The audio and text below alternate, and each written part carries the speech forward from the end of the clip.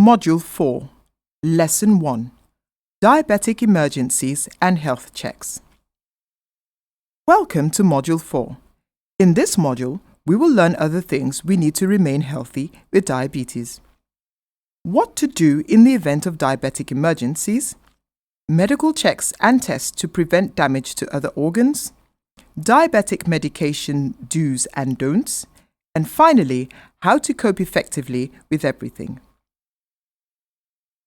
In this lesson, we start with diabetic emergencies and health checks.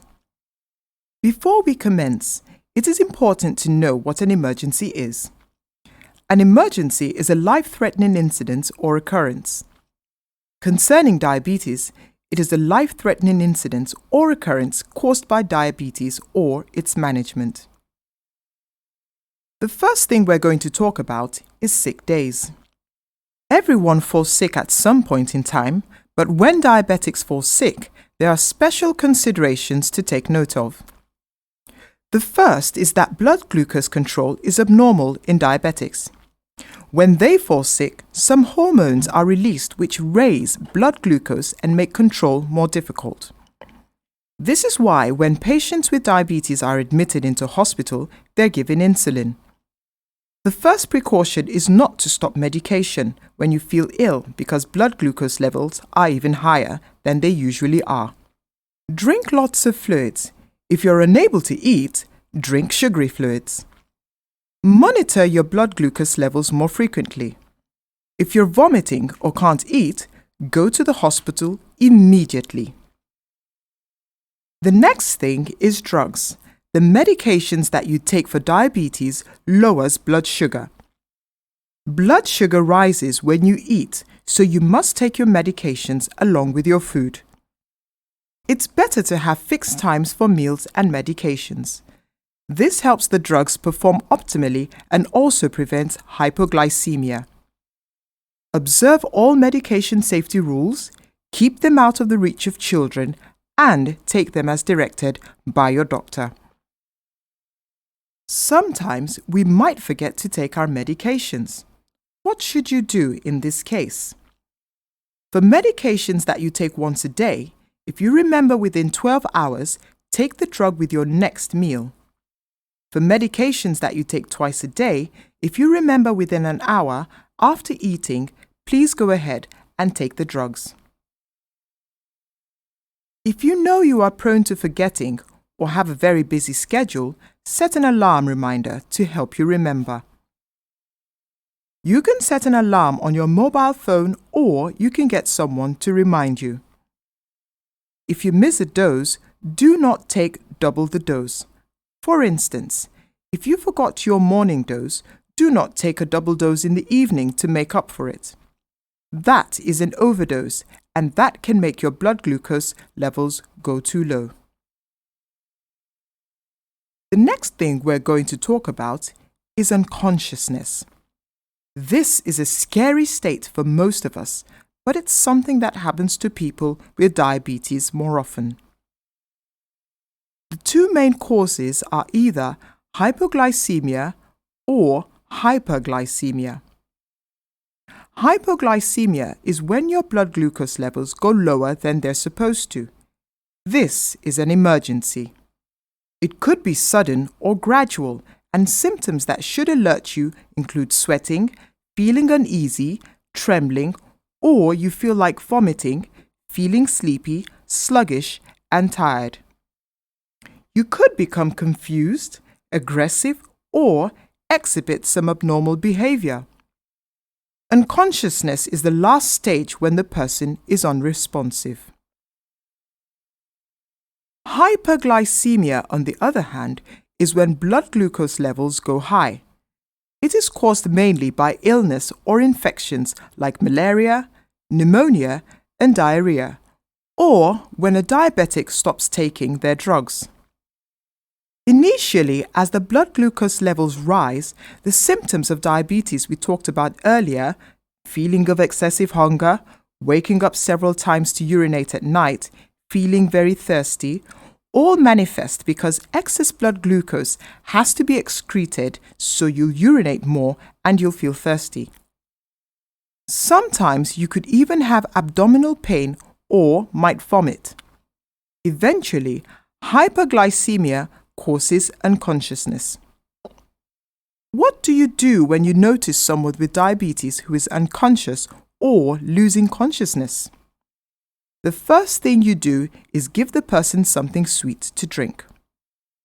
You could give sugar, a soft drink, or fruit juice. The person revives immediately as the body absorbs it and the person recovers. Once they're conscious, give something to eat within 30 minutes to 1 hour so they don't go back into hypoglycemia, and then take them to the hospital. You may ask, what if it is hyperglycemia? Well, the truth is that if you see someone unconscious, you cannot tell immediately. And even if the person has hyperglycemia, the quantity of soft drink or sugar you're going to give will not increase it by any major margin. But if the person has hypoglycemia, you would have corrected the situation and addressed the problem immediately. If you give something sweet to an unconscious diabetic patient and they don't regain consciousness, take them to the hospital immediately. Foot injuries. Foot injuries are very critical for several reasons. Most people who have had diabetes for several years lose sensation in their feet. They also have decreased blood supply in the feet and poor eyesight. If they get an injury on the foot or the sole of their feet, they are not aware because they cannot see the injury and they don't feel pain. Decreased blood supply makes healing slow. Foot injuries in diabetic patients cause emergencies in two ways. First, blood sugar levels rise and could lead to unconsciousness from hyperglycemia. Second, decreased blood supply and high blood sugar levels encourage infections which spread rapidly up the leg and could cause gangrene. Once there is gangrene, the affected toe, foot, or leg has to be amputated. To prevent foot injuries, diabetics should do the following. Never cut your toenails using a razor blade. Use a nail cutter instead, or have someone else cut your toenails. Always wear comfortable shoes which are not tight and ensure that the whole foot is covered. Go to the hospital once they notice any foot injury.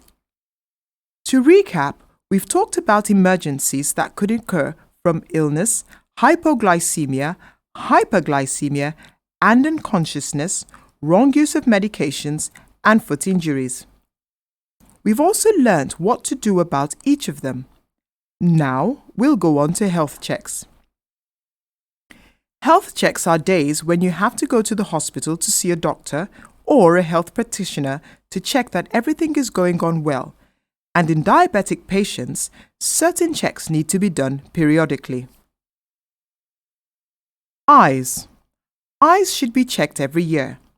This is because changes in blood vessels in the eye can lead to blindness, which can be corrected if detected early. This makes yearly eye checks very important. Blood pressure. The second is yearly blood pressure checks, especially in patients with diabetes who do not have high blood pressure. High blood pressure is one of the common conditions that occur along with diabetes. For a diabetic patient, extra care must be taken if they also have high blood pressure. This is to prevent other problems that might occur that would make management more difficult.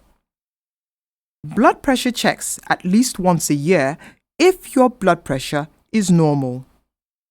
And if your blood pressure is raised, then you need to have your blood pressure checked more often. Kidney. The third is kidney checks. Diabetes is the second leading cause of kidney failure in Africans. Hypertension is the first, and both hypertension and diabetes occur together. For diabetics, it's important that kidneys are checked every year. The test to be done is albumin-creatinine ratio. It should be done every year to detect and prevent kidney disease. Foot. Foot checks we previously talked about are important to prevent diabetic foot. Diabetics need to have their feet checked at least once a year. A lot of abnormalities occur where they cannot see them under the foot, so it's important to have these checks to prevent problems from developing. Dental assessment or dental checks. High blue blood glucose levels make it easy for infections to spread. So while you should clean your teeth properly, it's important that you have yearly visits to the dentist to check your teeth, because people with diabetes have a higher chance of having an infection of the gum and eventually having their teeth fall out. Heart. It's important to do what we call an electrocardiogram or ECG every year.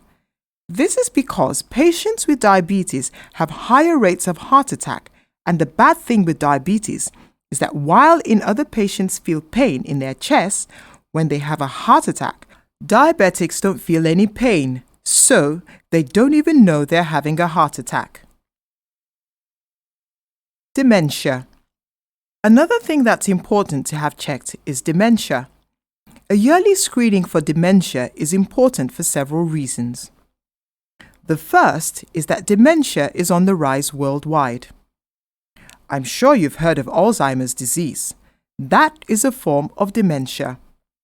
There are other types of dementia, but diabetes makes it more likely or increases the chances of having dementia. Dementia affects thought processes, behavior, actions, and decision-making. People with dementia make decisions that they ordinarily would not make. Once an early diagnosis of dementia is made, because it doesn't occur suddenly, several precautionary measures should be taken. In Africa, we do not prepare for death, but we need to. You need to make your will, put your accounts or bank affairs in order by selecting somebody that will be making financial decisions on your behalf when you are no longer able to do that. Dementia affects families profoundly. Our lifestyles have changed. We no longer live in communal setting the way we used to. Most times when people have dementia and their children have left home, they're left alone, as we do not have hospices old people can be taken to. It's a challenge that we are going to have more of as time goes on. Blood glucose tests. These are tests for assessing blood glucose. Fasting blood glucose is the cheapest and is the most readily available. People that have glucose meters can do it at home.